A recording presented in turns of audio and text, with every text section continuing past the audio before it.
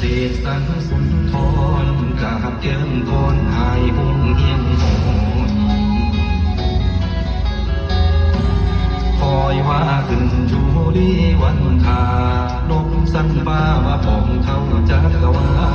ล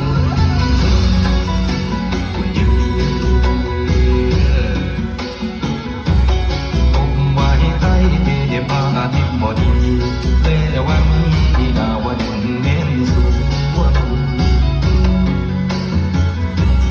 ห่วงอยู่เป่ากินท่าเกยใหญ่เบี้ยวปากโคได้ก็เป็นเป่าสัตว์ปู